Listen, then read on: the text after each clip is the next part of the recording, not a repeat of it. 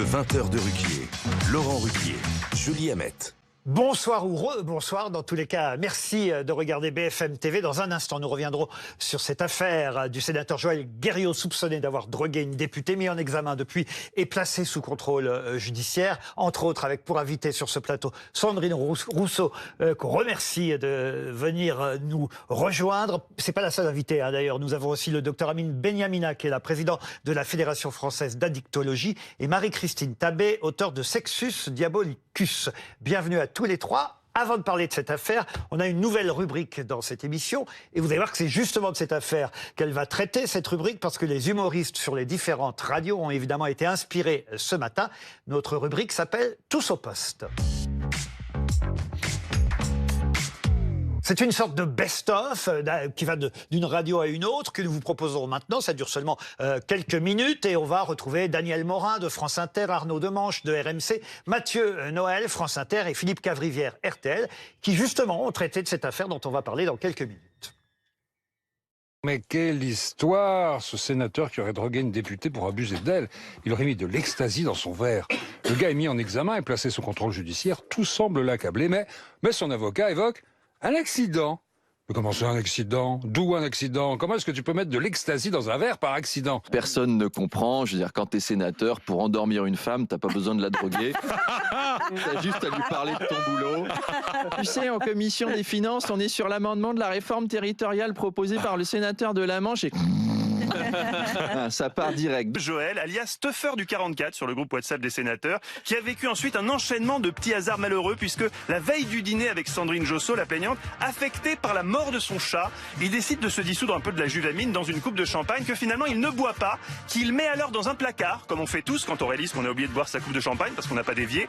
Et le lendemain, alors que son invité arrive, plutôt que d'ouvrir une nouvelle bouteille de champagne, cette pince interstellaire de Joël ressort la vieille coupe du placard. Tout ça toujours involontairement pour la servir à son invité. N'importe quoi. Mais non, Dominique, mais non, ça tient parfaitement la route, même si désormais il ne faudra plus dire un train de sénateur, mais un rail de sénateur. Joël Guerriau affirme que c'est un collègue sénateur. Oui. Il lui avait donné de l'ecstasy sans qu'il sache ce que c'était.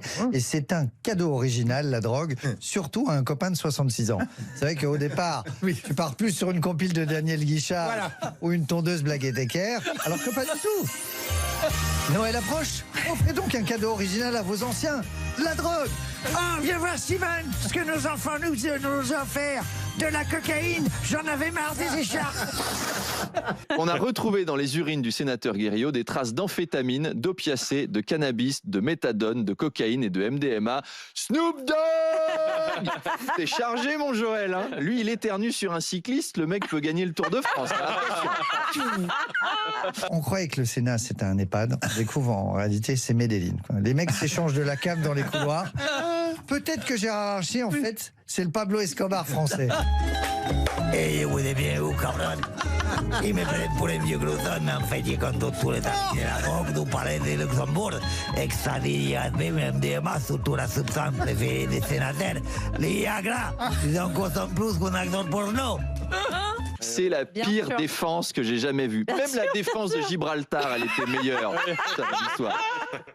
Et voilà, on peut applaudir Daniel Morin, Arnaud Demanche, Mathieu Noël et Philippe Cavrivière qui ont été très drôles sur cette affaire, certes sérieuse, mais c'était évidemment du pain béni pour les humoristes des différentes matines. Alors, soyons sérieux, nous, chère Julie Hamet, avec nos invités, et commençons par résumer cette histoire qu'on avait d'ailleurs annoncé dès jeudi soir. On l'avait évoqué. Joël Guerriau, sénateur de Loire-Atlantique, a donc été mis en examen vendredi soir, soupçonné d'avoir drogué dans la nuit de mardi à mercredi à son insu Sandrine Josso, députée MoDem toujours de Loire-Atlantique. Elle l'accuse de l'avoir drogué en vue de l'agresser sexuellement. L'avocat du sénateur dément et plaide l'accident, on vient de l'entendre.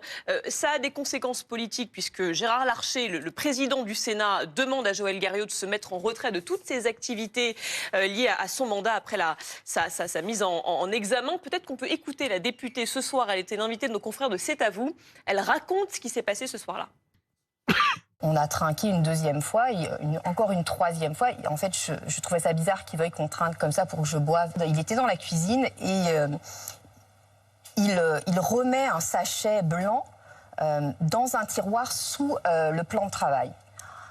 Et là, je comprends, je me dis, mais en fait, c'est quoi ce sachet ? comment on aide toutes ces victimes qui ont subi l'horreur.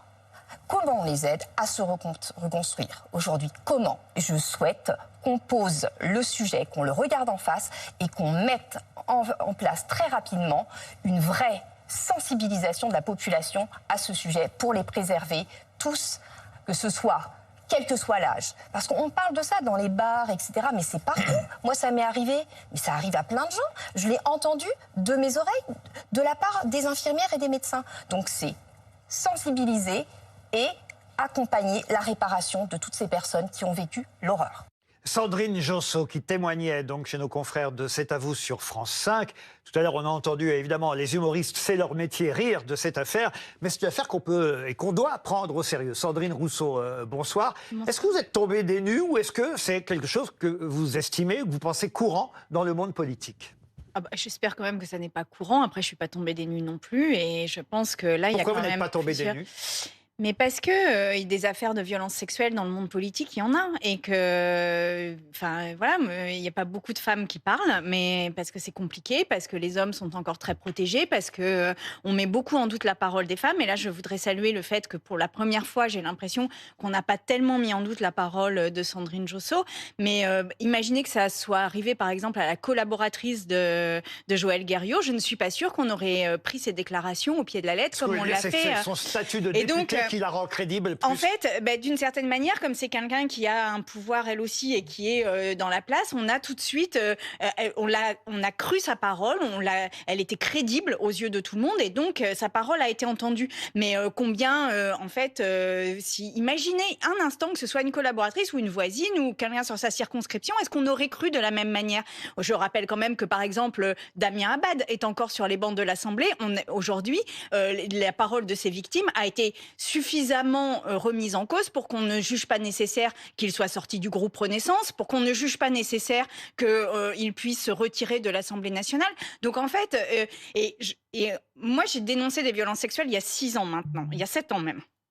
Et à l'époque, on disait, c'est la première fois, et c'était dans le monde politique, c'était le vice-président de l'Assemblée nationale, c'était Denis Baupin. Et depuis 7 ans, qu'est-ce qui s'est passé?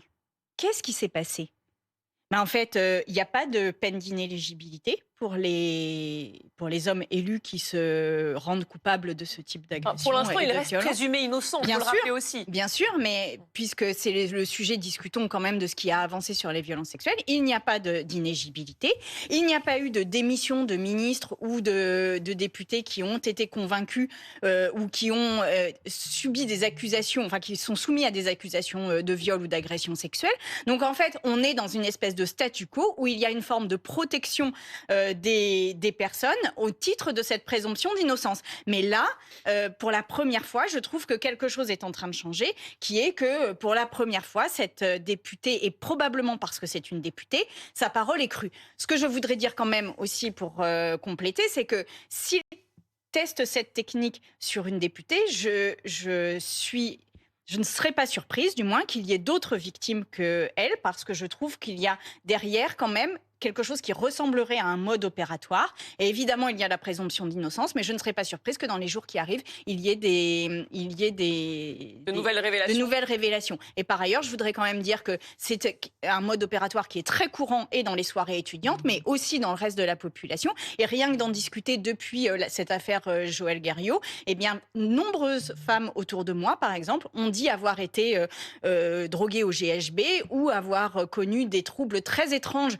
après avoir bu un verre avec un homme. Donc en fait, c'est un mode opératoire qui apparaît assez courant et que la police a du mal à détecter parce que les substances s'enlèvent très rapidement du corps des victimes, de sorte que en fait, ce sont des viols qui sont très peu condamnés.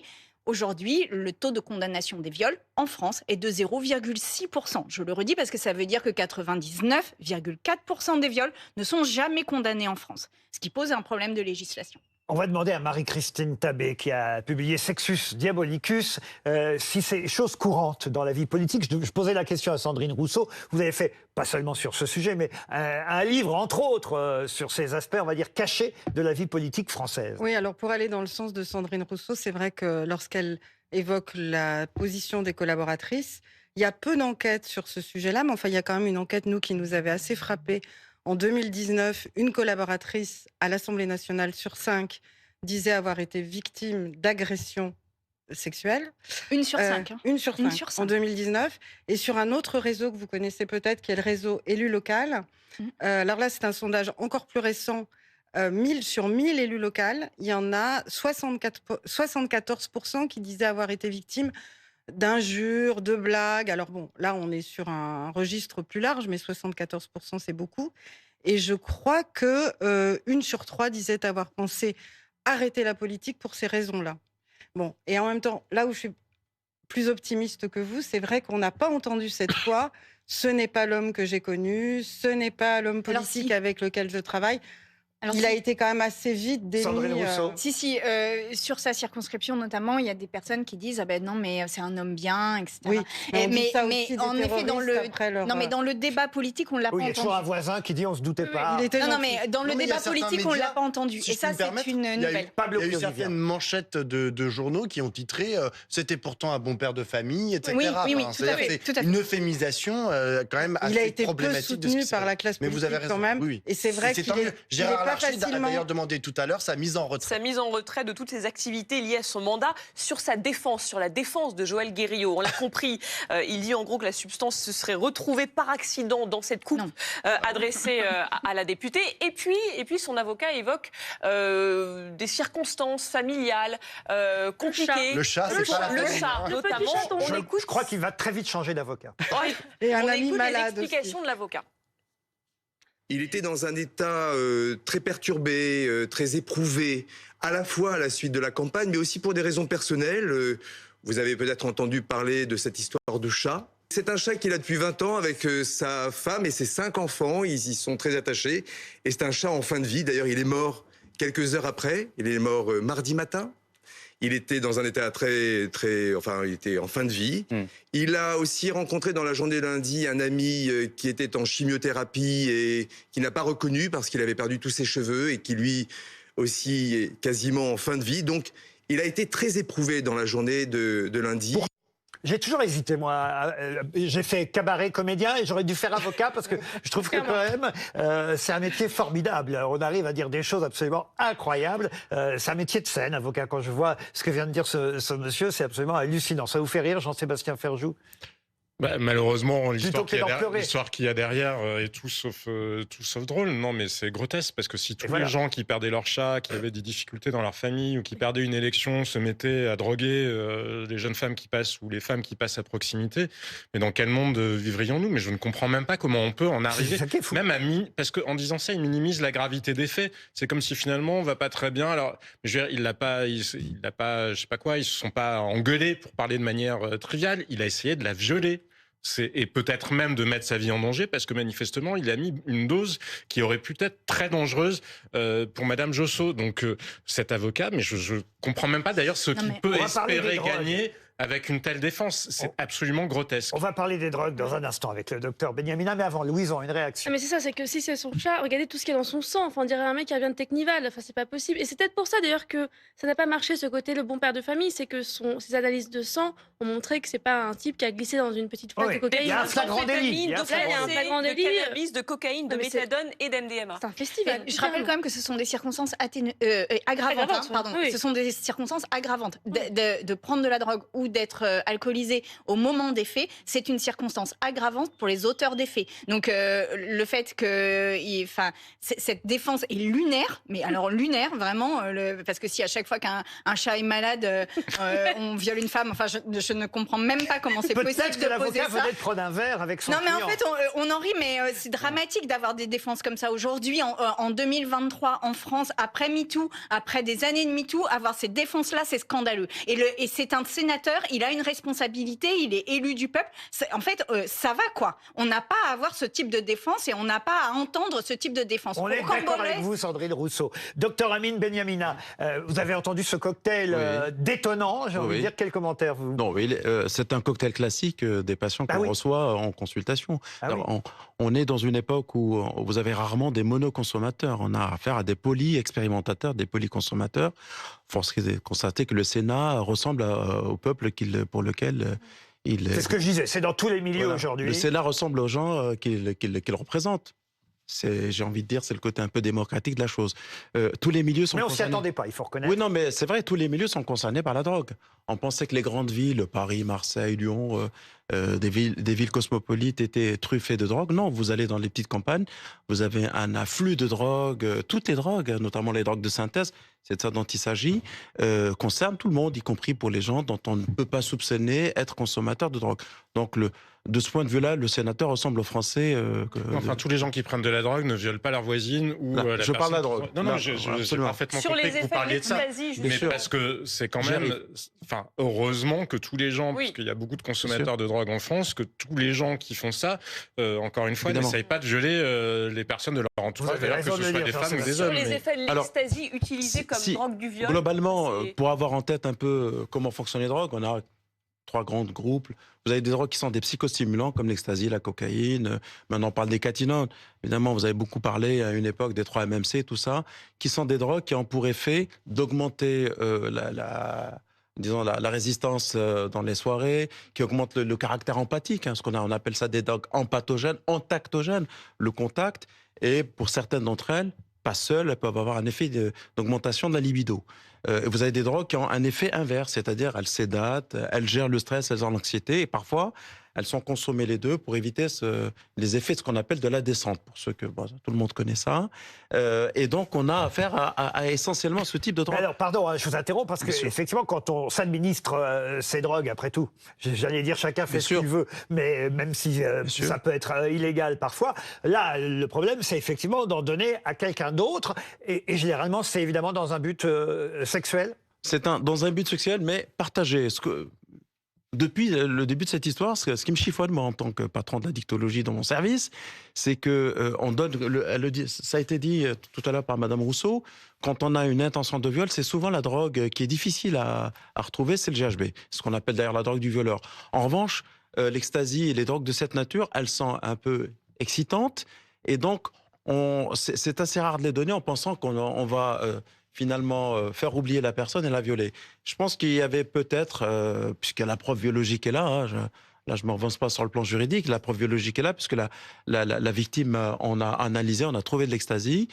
Je pense que c'était en quelque sorte, d'une certaine manière, voilà, elle risque de perdre ses limites, ses Mais comme défenses. l'alcool, il y a beaucoup de modes elle va se opératoires autour de l'alcool. une désinhibition, tout Voilà, ça. c'est ça. En revanche, ce qu'il faut avoir en tête, c'est qu'on est tous différents vis-à-vis de la drogue. La sensibilité est différente. Il s'avère que Madame Josso... Plus ou moins réceptif. Voilà, Madame Josso a fait en gros un bad trip. Elle s'en est rendue compte très vite et c'est la raison Heureusement, pour laquelle elle a pu s'en aller. elle a pu s'en aller. Je voudrais probablement. interroger Marie-Christine Tabé. Vous avez en tête d'autres exemples Oui, dans la c'est classe ce que politique C'est ce que j'allais dire, c'est que M. Guerriot, il n'est pas très original. Ah bah puisque oui. Finalement, on se souvient de l'affaire du du directeur de l'Institut Montaigne, Laurent Bigorne. Donc, lui, il a été condamné à 12 mois de prison, Voilà. avec sursis, pour avoir drogué son ancienne belle-sœur. À l'ecstasy aussi. Oui. Et ce qui est intéressant, c'est qu'il n'avait pas été poursuivi pour tentative de viol. Ça a été requalifié à l'audience au moment du prononcé de la décision. Ça a été bien mentionné que c'était avec intention d'agresser cette femme. Ce sera Et le il cas a pas aussi. fait Là, la difficulté, ce sera effectivement... Question d'expertise, là. Pardon. C'est la question de l'expertise qui va Oui, faire son et effet. la difficulté, ce sera de prouver le lien, évidemment. Ça paraît évident, mais L'intentionnalité. mais encore faut-il effectivement le prouver, C'est ce lien l'intention. entre le fait de droguer quelqu'un et d'avoir des intentions sexuelles. Et je rappelle que Exactement. Damien Abad a fait la même chose. Hein. Alors, Damien Abad, pour Damien l'instant, Abad- il y a une information judiciaire qui est en cours, Oui. mais il est accusé par plusieurs femmes d'agression sexuelle ou de tentative d'agression sexuelle. Et dans un des cas, la personne n'a pas retrouvé, c'est ce que vous disiez, c'est difficile avec le Bien sûr. temps de retrouver, mais en tout cas, elle dit qu'elle était dans un état nauséeux et qu'elle pense qu'elle a été effectivement Alors, droguée. je corrige, Damien Abad est accusé de la même chose pour ne pas avoir de soucis avec Damien Abad. Je ne voudrais pas. Mais il est accusé exactement des mêmes procédés. Mais là, on n'a pas de décision Mais judiciaire. là, et d'ailleurs, cette enquête est quand même extrêmement longue, étonnamment longue. Ce qui est assez Vous y insolite, ajoutez. ouais, juste un point, c'est que l'effecteur, c'est-à-dire la personne en question, le sénateur était lui-même gros consommateur, ne serait-ce que ce soir-là. C'est ce qui probablement est assez étrange parce que ce qui ne diminue pas peut-être l'intentionnalité d'agresser son invité du soir. Mais assez souvent, les effecteurs ne prennent pas ou alors Dire on le donne à l'autre, mais on prend voilà, pas ils soi-même. prennent pas parce qu'ils gardent toute leur vigilance. Et là, pour le coup, on a retrouvé quand même un cocktail qui est assez détonnant. Ça plaiderait en sa faveur? Non, ça n'augure rien, mais je pense que c'est quelqu'un qui peut-être été habitué à la consommation. Sandrine pas plus que ça.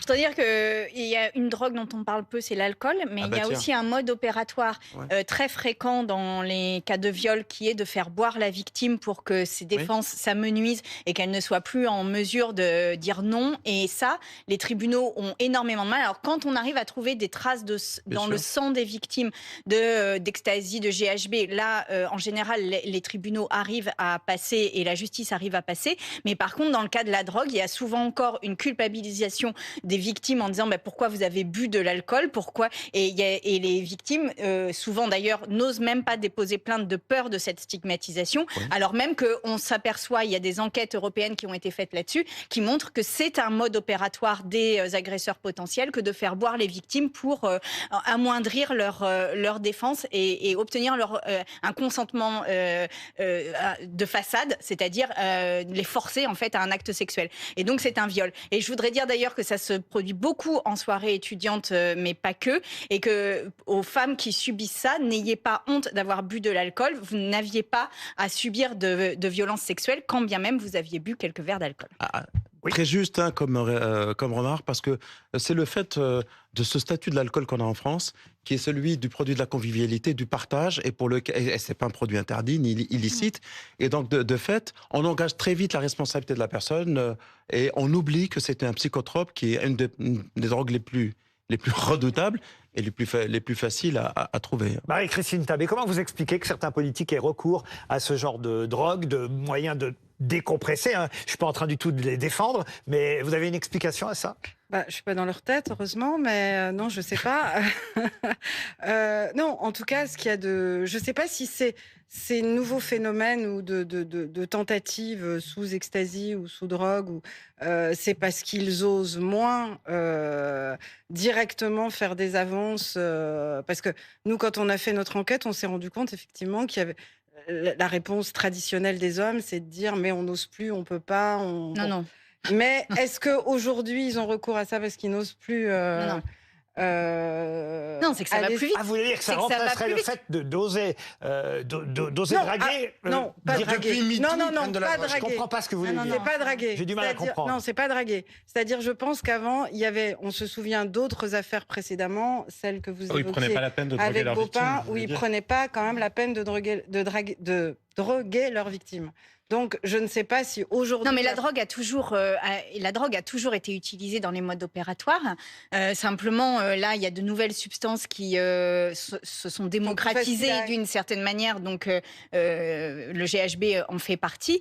Mais là, maintenant, ce qu'il nous faut, c'est aussi prendre conscience du fait qu'aujourd'hui, et là, on en parle parce que, encore une fois, c'est un sénateur et une députée, mais qu'aujourd'hui, il y a un viol ou une tentative de viol toutes les 7 minutes et que, malgré la grande cause du quinquennat, il n'y a pas eu d'avancée majeure de ce point de vue-là, qu'il y a eu une augmentation des classements sans suite, des plaintes déposées par les femmes, et qu'aujourd'hui même, il y a une bataille au niveau européen sur le fait qu'il y ait un socle de loi commune pour tous les pays de l'Europe sur les violences faites aux femmes. La France s'oppose à ce que le viol en fasse partie. Donc je veux dire, il faut vraiment prendre conscience du fait qu'on ne veut pas punir les violeurs aujourd'hui en France. Est-ce que c'est un sujet dans la classe politique, la drogue dans la classe politique? C'est un vrai sujet? Oui, il y a des consommations excessives de drogue, d'alcool. Pour mille et une raisons, déjà parce que ce sont des situations de pouvoir, parce que vous connaissez beaucoup de politiques autour de vous qui se droguent? Je vais pas commencer à dire les noms, mais il y en a, oui, ça c'est évident. Mais là, je rappelle qu'il y a la question de la drogue et de l'addiction éventuelle de Monsieur Guerriau, et ça c'est un sujet.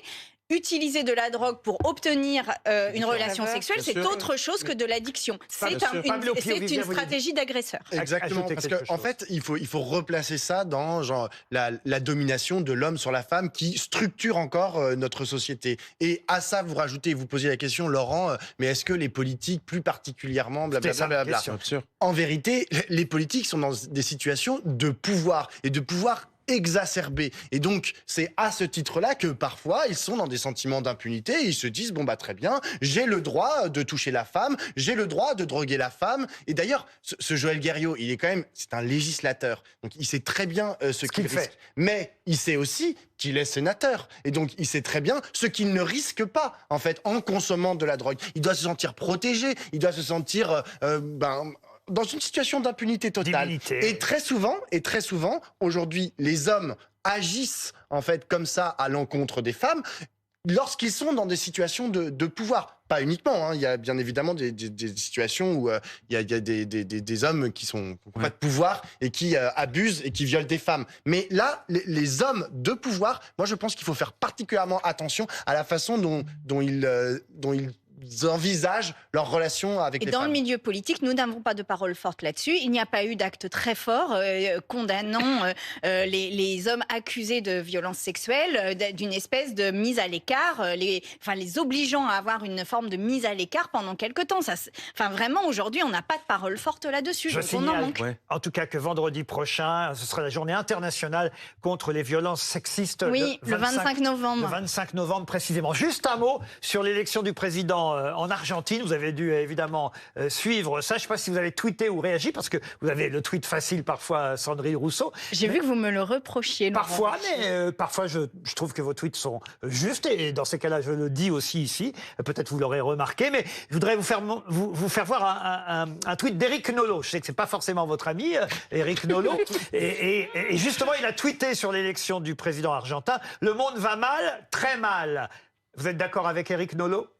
Ce Javier Milei c'est très étonnant à quel point il est outrancier, à quel point il est aussi très climato-sceptique et antiféministe. Et je rappelle quand même que dans les mouvances d'extrême droite, il y a certes l'antisémitisme dont on a beaucoup parlé, il y a aussi un antiféminisme très fort et il y a un climato-scepticisme. Là, visiblement, il a réussi à faire un combo, c'est-à-dire il a eu un strike, hein, il a réussi à mettre tout ça et à être élu largement. Et ça pose vraiment question sur la force de nos démocraties aujourd'hui. Donc je pense que nous devrions les protéger contre les attaques, notamment en complotisme et en fausses informations. Merci. Ce qui fait le lit de ce type de personnage. Bref, vous êtes d'accord avec Éric Nolot pour une fois? Non.